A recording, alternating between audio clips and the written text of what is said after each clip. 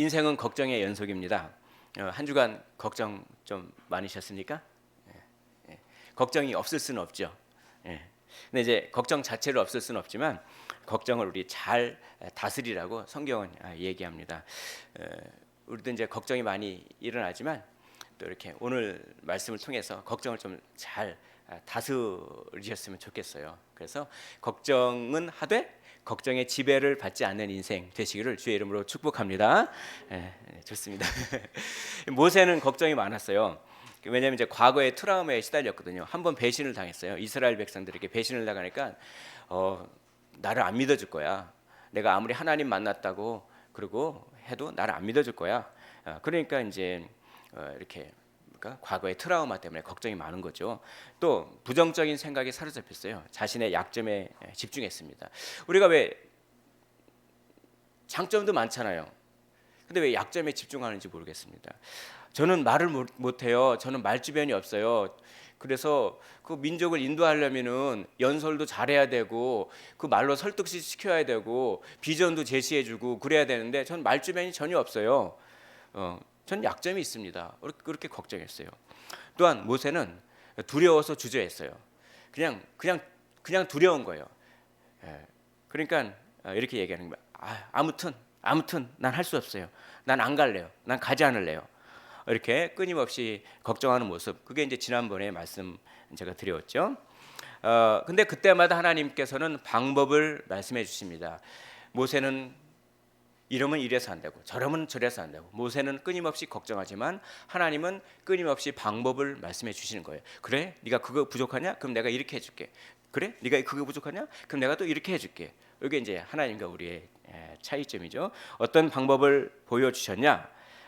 모세에게 표적을 보여주십니다. 지팡이를 던져봐라. 그게 뱀이 될 거야. 그리고 그 뱀꼬리를 잡아라. 그럼 다시 지팡이가 될 거야.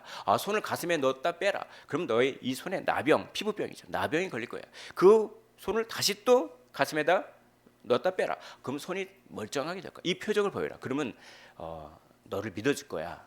그리고 내가 너에게 말 잘하는 능력을 주겠다. 말주변 있게 해주겠다. 그리고 너의 형 아론을 붙여주겠다. 형 아론이 말 잘하지 않느냐? 네가 할 말을 다 아론에게 다 얘기해라. 그러니까 걱정하지 말고 가라라고 하는 것입니다. 하나님은 모세의 여행길에 함께 계십니다. 하나님은 우리의 여행길에도 함께 계십니다. 믿으시기를 원합니다. 그러니 너무 걱정하지 마십시오. 이것을 상징하는 말씀이 있죠. 출애굽기 4장 20절에 모세가 하나님의 지팡이를 손에 잡았더라. 그 지팡이는 양들을 치는 평범했던 지팡이였습니다. 평범했던 지팡이였는데 하나님께서 함께 계시니까 평범했던 지팡이가 하나님의 지팡이가 되는 거죠. 우리는 너무나도 연약합니다. 우리는 너무나도 약점이 많습니다. 우리는 너무나도 걱정이 많습니다. 그러나 하나님께서 함께 하시면 우리의 인생은 특별한 인생이 되는 줄 믿으시기를 원합니다. 하나님이 함께 하시면 우리는 기적을 경험하게 될 줄 믿으시기를 원합니다. 그런데 이상한 일이 있어요. 그리고 긴장감이 벌어집니다. 하나님께서 갑자기 모세를 공격하시는 거예요. 모세를 공격하십니다. 아니 내가 이거 해줄게 저거 해줄게 하면서 안 갈래 그런 모세를 그렇게 등 떠밀어서 보내놓고선 모세가 이렇게 이제 사명을 감당하기 위해서 애굽으로 가는 도중에 숙소에 딱 머물러 있어요. 숙소에 있을 때 그때 모세를 공격하는 거예요.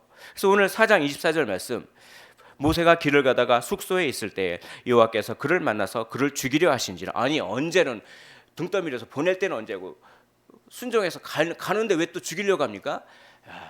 참 어렵죠. 너무나 어렵습니다. 숙소에 있을 때, 오늘 설교 제목이죠. 숙소에 있을 때 모세는 뭘 생각하고 있었을까요? 어떻게 내가 사명 감당할까? 내가 사명을 감당할 수 있기는 있을까? 하나님께서 등 떠밀어서 내가 가긴 가는데 너무 그래도 불안해 죽겠어. 내가 내 인생을 어떻게 책임질 수가 있을까? 하나님께서 지팡이를 주시고 아론을 붙여주신다고 해도 난 못하겠는데 어떻게든 되겠지. 아무튼 뭔가 온통 사명을 감당할 생각으로 가득 차 있지 않았을까요? 지금 모세에게 가장 중요한 것은 무엇일까요? 지금 여러분들에게 가장 중요한 일은 무엇입니까? 지금 모세에게 가장 중요한 것은요, 어떻게든 이 사명을 감당해야겠다라는 것이었겠죠. 숙소에 있을 때. 이 말은 또한 우리의 인생을 말해주고 있습니다. 우리의 인생은 가만 보면 이거 해야지 저거 해야지 하다가 쏜살같이 하늘을 나는 화살같이 쑥 지나가 버리는 것이 우리의 인생입니다. 합격해야지, 취업해야지, 결혼해야지, 집장만 해야지, 아이들 결혼시켜야지, 노후 준비해야지. 그런데 숙소에 있을 때 하나님께서는 모세를 공격하는 것입니다.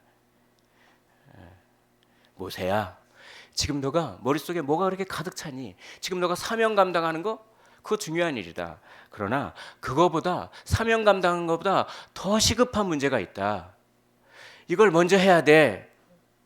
이게 진정 문제가 되는 거야.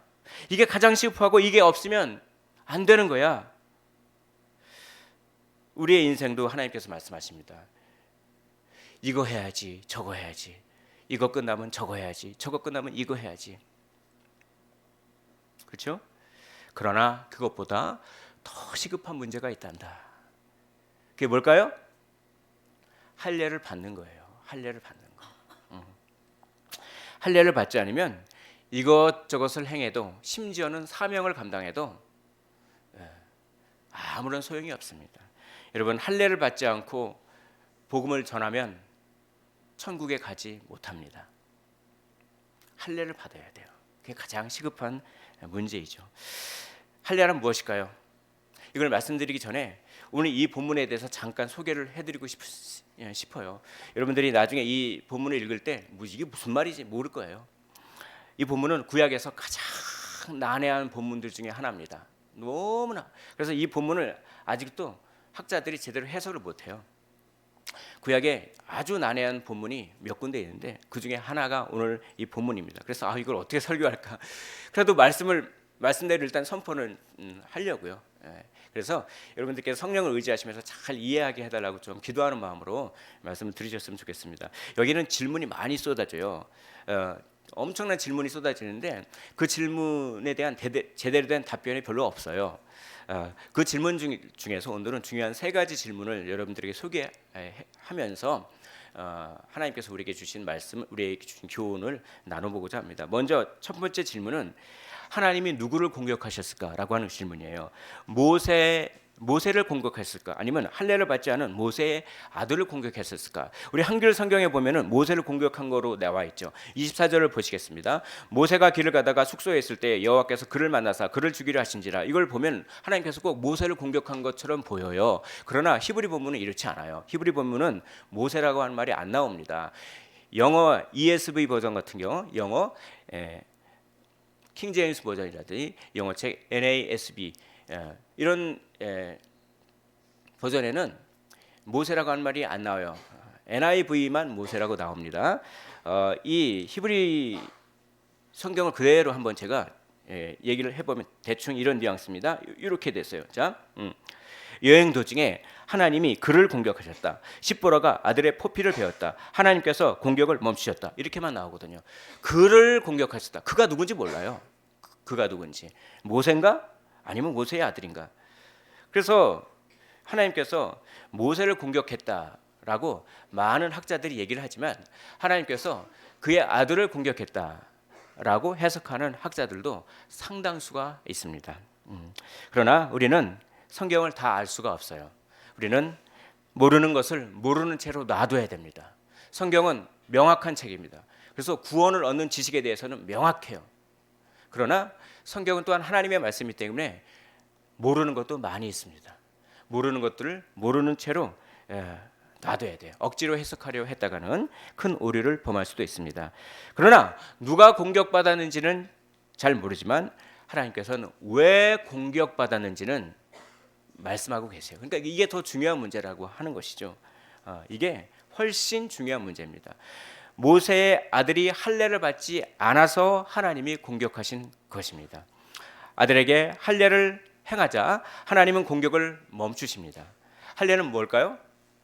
할례는 정체성이에요. 할례는 표시예요. 표시. 그러니까 이스라엘 백성을 다른 이방인으로부터 구별하는 수단입니다. 이 사람은 하나님의 백성이다라고 하는 표시죠. 이것은 영적으로는 무엇을 뜻합니까? 믿음을 뜻하는 것입니다. 우리가 믿잖아요. 그러면 영적으로 할례를 받은 겁니다. 예수 그리스도를 우리의 구원주로 믿고 회개하셨습니까? 아멘이 안 나시네요. 예수 그리스도를 우리의 구원주로 믿고 회개하셨습니까? 예, 그럼 마음의 할례를 받은 거예요. 이게 가장 중요한 것입니다. 그래서 바울도 얘기합니다. 무릇 표면적 유대인이 아니요 표면적 육신의 할례가 아니니라. 오직 이면적 유대인이 유대인이며 할례는 마음에 할지니. 할례는 어디에요? 마음에 할지니. 그렇죠? 영에 있고 율법 조문에 있지 아니한 것이라. 아멘. 예수님을 믿어 하나님의 자녀가 되어야만, 그래야만 마음의 할례를 받은 거예요. 그래야만 하나님이 임마누엘로 함께 하십니다. 마음의 할례를 받아야만 영원히 살 수가 있으며 우리의 모든 문제를 해결해 주시는 것이죠. 하나님과 함께 하지 않는 것, 다른 말로 마음의 할례를 받지 않고 예수님을 믿지 않는 것, 이것만이 문제입니다. 하나님은 모세에게 말씀하시는 것입니다. 하나님은 우리에게도 말씀하십니다. 모세야, 아무것도 문제가 되지 않는다. 모세야, 내가 계속 걱정하는 것, 네가 과거의 트라우마에 사로잡혀 있는 것, 네가 정말 부정적인 생각과 약점에 집중하는 것, 네가 두려워서 주저하는 것, 주저하는 것, 이런 것은 아무런 문제가 되지 않는다. 왜냐하면 내가 너를 굳세게 할 것이기 때문이다. 그러나 정말 문제가 되는 게 있다. 그것은 하나님 백성의 정체성을 망각하고 할례를 받지 않는 것이다. 나를 믿지 않는 것이다. 이게 정말로 문제가 되는 것이다. 라고 말씀하고 있는 것입니다. 사랑하는 성도 여러분, 무엇 때문에 걱정하십니까? 무엇이 진정 문제입니까? 돈이 없거나 몸이 아프거나 몸이 쇠약해지거나 어떤 사람이 나를 힘들게 하거나 어떤 사람에게 배신을 당했거나 그냥 미래가 불안하거나 우리는 우리 앞에 우리를 염려에 빠뜨리게 하는 많은 문제가 있습니다. 그러나 우리가 마음의 할례를 받고 예수 그리스도를 믿는다면 그것은 진짜 문제가 아닌 것입니다. 그건 진짜 문제가 아니에요. 어느 정도 중요한 문제이긴 하지만 절대적인 문제는 아니라고 하는 것입니다. 진짜 문제는 예수님을 믿느냐 아니냐입니다. 마음의 할례를 받았느냐 받지 않았느냐라는 것입니다. 내가 예수 그리스도를 믿어 하나님의 백성이 된다면 진짜 문제는 사라지는 거죠. 다만 어느 정도 우리를 조금 불편하게 하는 문제는 남아있을지언정 진짜 문제는 사라지는 것입니다. 진짜 문제가 사라지셨습니까? 아멘. 저라도 크게 해야죠. 예. 그래서 정말 이 세상 사람들은 진짜 문제를 진짜 문제로 여기지 아니해요. 그리고 문제가 아닌 것을 문제로 여겨요. 그래서 염려 걱정에 사로잡히거든요. 근데 우리는 예수님을 믿었음에도 불구하고 세상 사람들처럼 문제가 아닌 것을 문제로 여겨서 걱정에 빠지고 있지는 않으십니까? 이렇게 오늘 성령께서 물어보는 거예요. 그러니까 왜 걱정하십니까? 돈이 없어서요. 그냥 마음이 불안해서요. 내일 무슨 일이 있을지 몰라서요. 그냥 몸이 아파서요. 그거는 어느 정도 걱정거리가 되지만 진짜 문제는 아니라는 거죠. 진짜 문제는 내가 예수님을 믿었느냐 안 믿었느냐, 내가 마음의 할례를 받았느냐 안 받았느냐, 이게 진짜 문제라는 것입니다. 그래서 우리 주님께서 말씀하시죠. 그러므로 염려하여 이르기를 무엇을 먹을까, 무엇을 마실까, 무엇을 입을까 하지 말라. 무엇을 먹을까, 무엇을 마실까, 무엇을 입을까 하지 말라고 합니다. 왜입니까? 주님이 주시니까요. 믿으시기를 원합니다. 이것은 우리를 불편하게 하는 것일 뿐 진짜 우리를 치명적으로 죽이는 것은 아니거든요. 이는 다 이방인들이 구하는 것이라 너희 하늘 아버지께서 이 모든 것이 너희에게 있어야 할 줄을 모르시느니라 아시느니라. 다 아세요. 다 아십니다. 걱정하지 마십시오. 두려워하지 말라. 내가 너와 함께 함이라. 놀라지 말라. 나는 내 하나님이 됨이라. 내가 널 굳세게 하리라. 참으로 너를 도와주리라. 참으로 나의 의로운 오른손으로 너를 붙들리라. 너는 두려워하지 말라. 내가 너를 구속하였고 내가 너를 지명하여 불러나니 너는 내 것이라. 아멘. 두 번째 질문을 말씀드립니다. 왜 모세가 할례를 행하지 않고 모세의 아내였던 십보라가 할례를 행했을까요? 좀 이상하잖아요. 할례는 유대인의 것이잖아요. 그러니까 할례를 하려면 모세가 할례를 행해야 되는데 아들에게 십보라, 이방인인 십보라가 할례의 의미를 뭘 안다고 할례를 얼마나 중요하게 여기, 그렇죠? 그 십보라가 하는 거예요. 근데 이게 모세를 하나님께서 공격하셨다라고 생각하면 이해가 됩니다. 하나님께서 모세를 공격하셨기 때문에 막 모세가 막 그렇게 그 자기 그 수족을 다 못 쓰니까 십보라가 할 수 없이 했다, 이렇게 이해할 수가 있어요. 그러나 하나님께서 아들을 공격하셨다 이렇게 해석하면은 이게 또 문제가 되는 거예요. 왜 모세가 할례를 행하지 않고 십보라가 할례를 행했는가?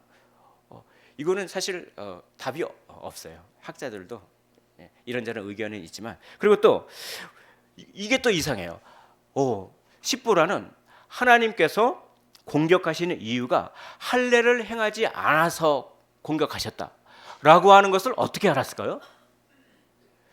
십보라가 그냥 영적으로 굉장히 참 감각이 있었을까요?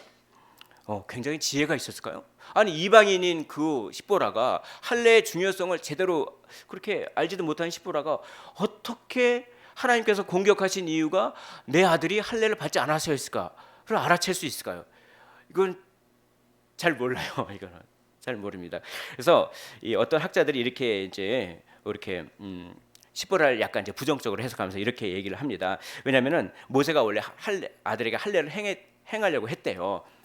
행하려고 했는데 십보라는 할례에 대해서 그렇게 중요하게 생각하지 않으니까, 이방인이니까 뭐 그런 걸 할례를 하냐고, 그런 걸 뭘 하냐고, 애 아프게 뭘 그걸 하냐고. 그러니까 모세가 그 자기 아내의 의견에 그냥 이렇게 생각하죠. 내가 지금 민족의 지도자도 아니고 내가 그냥 이 미디안 광야에서 양떼나 치는 신세인데 내가 하나님의 백성이라고 하는 정체성이 나한테 무슨 중요한 일이 있어? 그냥 가정의 평화를 위해서 내가 할례를 하면 아내가 싫어하고 아내하고 갈등을 피하기 위해서 그래 할례하지 말자. 이렇게. 그런데 하나님께서 공격을 하시니까 갑자기 십보라가 양심에 찔린 거예요. 내가 괜히 할례하지 말자고 그렇게 얘기해가지고 그 모세가 할례를 안 해가지고 그렇게 공격받는가? 이렇게 이제 해석하는 학자들도 있습니다. 어느 정도 일리는 있는 것 같은데, 그러나 성경에서는 이걸 구체적으로 찾을 수가 없어요. 마찬가지로 이걸 잘 모릅니다. 잘 몰라요. 그러나 본문에서는 이것보다 더 중요하게 생각하는 것이 있어요. 그 뭐냐?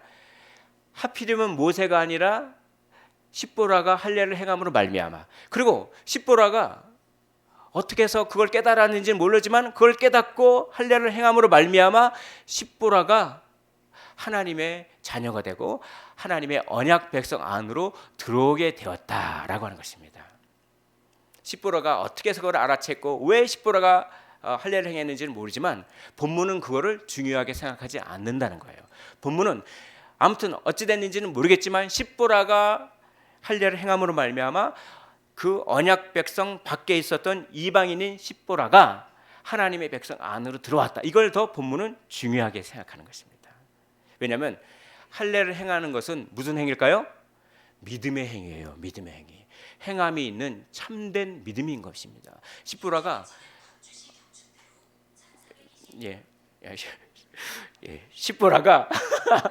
십보라가 그 믿음이 있는, 행함이 있는 참된 믿음, 그걸 통해서 언약 백성 안으로 들어왔다. 은혜 안으로 들어왔다. 사랑하는 성도 여러분, 은혜 안으로 들어오시기를 주의 이름으로 축원을 드립니다. 그런 믿음을 통해서 십보라는 마음의 할례를 받은 거예요. 할렐루야. 그래서 이방인이었던 십보라가 그렇게 정말 마음의 할례를 받고 그렇게 하나님을 믿고 하나님의 언약 백성 안으로 들어왔다. 이렇게 참 이런 생각을 해봅니다. 이거를 알려주시기 위해서 하나님께서는 공격하신 것 같아요. 하나님께서는 때로 우리가 이해하지 못하는 방식을 통해서 역사하세요. 하나님께서는 어떤 때는 우리에게 고난을 주셔서 뭔가를 깨닫게 하세요. 그래서 고난만 보면 아유 힘들어 죽겠는데 내가 예수 믿었는데 왜 이 고난이야. 그렇지만 우리는 항상 고난의 앞편을 보면 안 돼요. 고난의 앞면, 프론트엔드라고 하죠. 고난의 앞면을 보면 안 돼요. 그러면 불평만 있어요. 고난은 뭘 봅니까? 고난의 뒷면을 보십시오. 고난은 항상 뒷면을 보는 거예요. 고난의 뒷면을 보면요, 아 이래서 하나님께서 읽어주셨구나. 다 나에게 유익이 되는구나. 하나님을 사랑하는 자, 곧 그 뜻대로 부르심을 입은 자들에게는 모든 것이 합력하여 선을 이루니라. 이 말씀은 하나님의 말씀이니 우리의 삶을 좌우하고 우리의 삶을 인도해 가는 것입니다.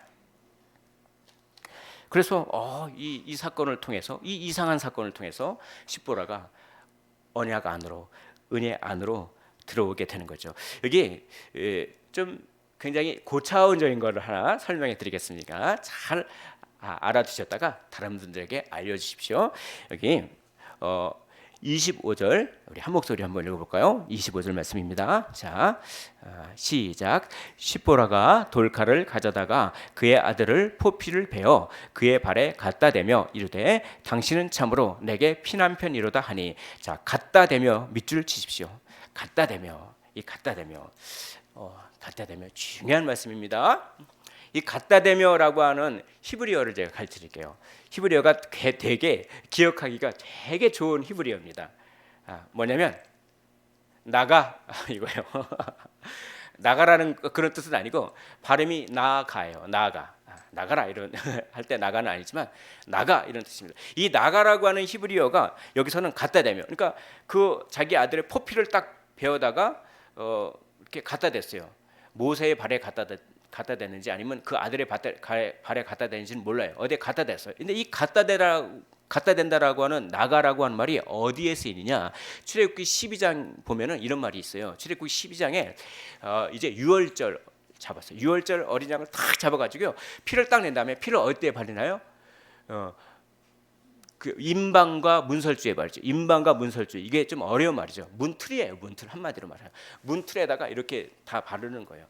문틀에다 발라요. 그 문틀에다가 바른다, 문틀에다 뿌린다라고 하는 말이 그 출애굽기 12장 22절인가요? 23절에 22절에 있어요. 출애굽기 12장 22절에 내가 그 밤에 애굽 땅에 두루다니며 사람이나 짐승을 막론하고 이렇게 하고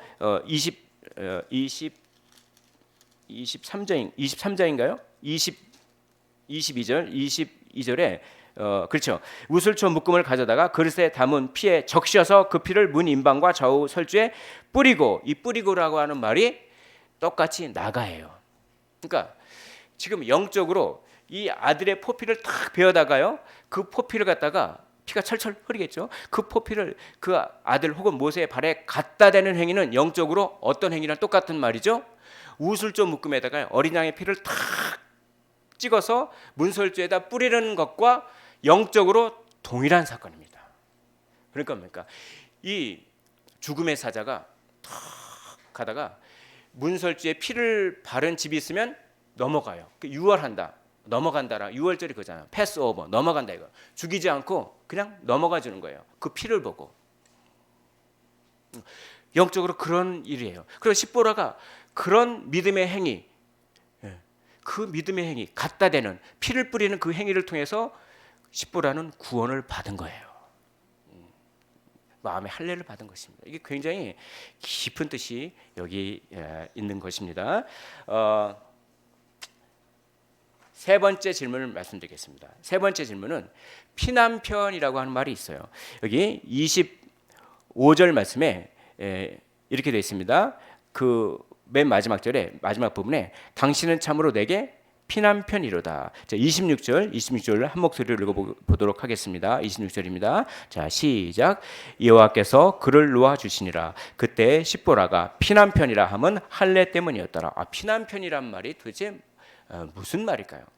이 남편이라고 하는 말이 있어요. 이 남편이라고 하는 말은 히브리어로 하탄이라고 합니다. 하탄.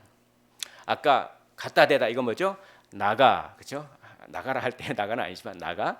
남편이란 말은 하탄이에요. 근데 이 히브리어는요, 단어 하나가 여러 뜻이 있어요.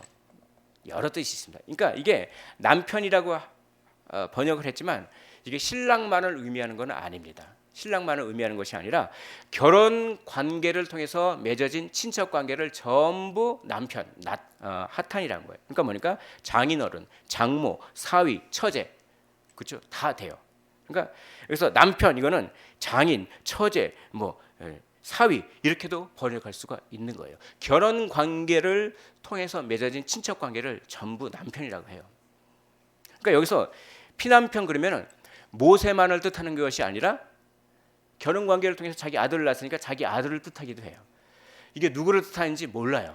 학자들이 많이 하지만 모릅니다. 그러나 여기서도 중요한 것은 이 피남편이라고 십보라고 말한 것을 통해서 십보라는 믿음의 고백을 했다라고 하는 것입니다.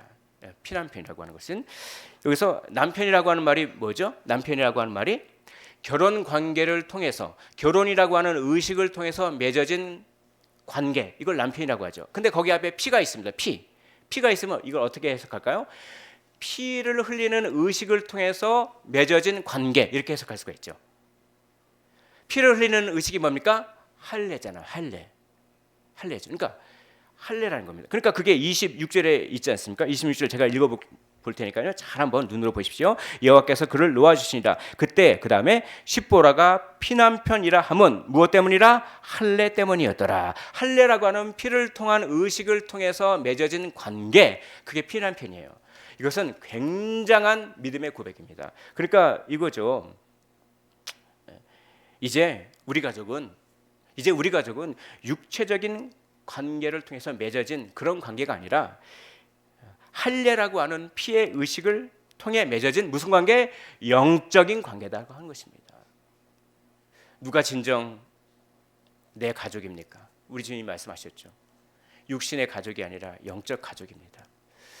바라옵기는 육신의 가족이 모두 영적 가족 되었으면 좋겠습니다. 육신의 가족은 죽으면 헤어져요. 그러나 영적 가족은 죽어도 영원히 만나는 것입니다. 내 육신의 가장이 영적 가장 되기를 위해서 기도하시기를 바랍니다. 아직도 가족 구성원 안에 다 예수 믿는데 예수 믿지 않은 가족 구성원이 있다면 육적인 가족은 될 수 있을지언정 영적인 가족은 될 수가 없는 것이죠. 그래서 이제는 우리 가족이 육적인 의미의 가족이 아니라 피로 맺어진 예수 그리스도의 복음으로 맺어진 영적인 가족입니다. 이게 당신은 나의 피남편입니다. 이게 놀라운 믿음의 고백이죠. 그러니까 구원받았잖아요. 그러니까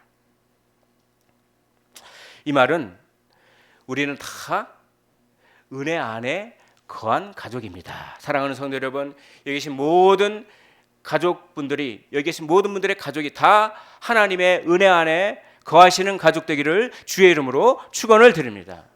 이 말은 다시 말하면 우리 모두는 하나님의 은혜가 필요한 존재다, 이런 뜻입니다. 이 세상에 하나님의 은혜가 필요하지 않는 그런 사람이 있을까요? 하나님의 은혜가 필요하지 않은 존재가 있을까요?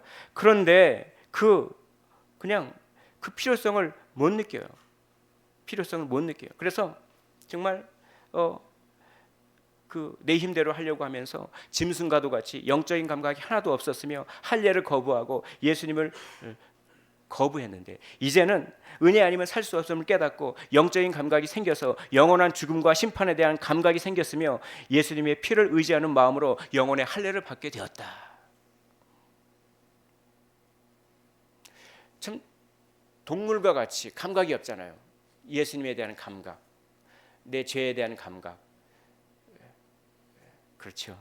예전에는 그랬었는데 이제 나는 그런 감각을 갖게 되고 나는 은혜가 필요한 존재다라고 하는 것을 고백하는 것이 피남편입니다. 참 은혜가 필요 없다고 하는 사람들이 많이 있죠. 그래서 예수가 필요 없다. 은혜도 필요 없다. 내 힘으로 충분하다. 죽음이라고 하는 것은 그거는 자연으로 돌아가는 것이야. 그렇기 때문에 나는 의연하게 죽음을 맞이할 거야. 죽음에 대한 자연주의적 해석이죠. 그러나 성경은 죽음 뒤에는 완전히 다른, 전혀 다른 두 개의 운명이 죽음 뒤에 시작된다고 합니다. 한 번 죽는 것은 사람에게 정해진 것이요, 그 후에는 심판이 있으리라. 심판은 우리도 심판당해요. 우리 그리스도인도 심판당합니다. 어떤 심판이요? 의의 심판, 상급의 심판을 당해요. 그러나 그리스도인이 아니면 형벌의 심판을 당하는 것입니다. 우리가 은혜를 거부하는 사람들을 향해서 긍휼의 마음을 품고 눈물로 씨를 뿌리기 원합니다. 주여 불쌍히 여겨 주옵소서. 주여 생각을 바꿔 주옵시고, 그 사람의 습관을 바꿔 주옵시고, 그 사람이 사랑하는 것을 바꿔 주옵시고, 그 사람의 친구를 바꿔 주옵소서. 길을 열어 주옵소서. 한 영혼이 할례를 받아, 마음의 할례를 받아 하나님의 자녀가 되게 하여 주옵소서. 아멘. 우리 먼저 마음의 할례를 받은 우리가 이렇게 사명을 가지고 기도해야겠습니다. 무엇이 진정으로 문제가 됩니까? 무엇 때문에 걱정하십니까? 돈이나 건강이나 자아 실현이나 사람에게 인정받는 것, 그것들은 꽤 중요한 것들이지만 절대적인 것은 아닙니다. 꽤 중요한 것을 절대적인 것으로 여길 때 그것은 우상이 됩니다. 그런 것들이 없다면 불편할 수는 있지만 그것 때문에 영원한 죽음으로 들어가지는 않습니다. 그러나 진정으로 있어야 할 것이 없다면 영원한 죽음 밖에는 기다리고 있는 것이 없습니다. 우리는 마음의 할례를 받았습니다.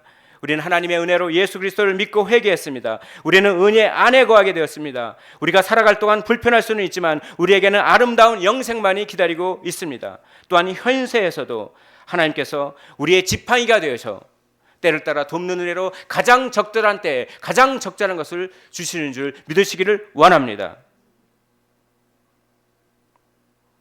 그러니까 너무 걱정하지 마십시오. 항상 기뻐하시고 쉬지 말고 기도하시고 범사에 감사하기를 원합니다. 그러나 우리 그리스도에게는 기쁨도 필요하지만 눈물도 필요합니다. 예수 믿는 우리는 불편함을 일으키는 것 때문에는 슬퍼하지 않아도 됩니다. 그러나 죄 때문에는 울어야 합니다. 애통하는 자는 복이 있나니 그들이 위로를 받을 것이며, 또한 아직도 마음의 할례를 받지 않고 그것을 거부하는 영혼들을 위해서도 울어야 합니다. 주여 언제까지 기다려야 합니까? 시편을 보십시오. 주여 언제까지 옵니까? 라고 하는 고백을 너무 하지 않습니까? 주여 언제까지 기다려야 됩니까? 저 영혼의 생각이 바뀌어야 되는데, 마음이 바뀌어야 되는데, 주여 제가 10년 20년 기도했는데 언제까지 더 기도해야 됩니까? 이런 시편 기자의 탄식이 우리의 기도가 되어야 합니다. 주여 남방 시내와 같이 그렇게 급한 물살이 내려오는 것처럼 속히 마음을 바꿔 주옵소서. 속히 세계관과 속히 가치관을, 생각을 바꿔 주옵소서. 다니엘의 기도처럼 주여 들으소서, 주여 용서하소서, 주여 귀를 기울이시고 주여 행하소서, 주여 지체하지 마옵소서. 주여 제 기도에 귀를 좀 기울여 주시옵소서. 주여 좀 일 좀 하시옵소서. 주여 지체치 말아 주옵소서. 한 영혼의 생각을 바꿔 주옵소서. 우리는 우리의 구원을 생각하면서 항상 기쁘고 감사해야 되지만 우리는 우리의 죄와 한 영혼을 보면서 항상 울어야 합니다. 숙소에 있을 때 이것저것을 하느라 심지어 사명을 감당하기에 바빠서 한편으로는 마음의 할례를 받지 않은 치명적인 우를 범하지 않기 원합니다. 먼저 회개와 믿음으로 할례를 받은 후에 한편으로는 걱정을 몰아내면서 많이 웃고 많이 감사하시고, 또 다른 한편으로는 깊게 애통하는 삶을 사셔서 예수님의 발자취를 따라가십시오. 그게 그리스도인이며 그게 우리의 정체성입니다. 아멘.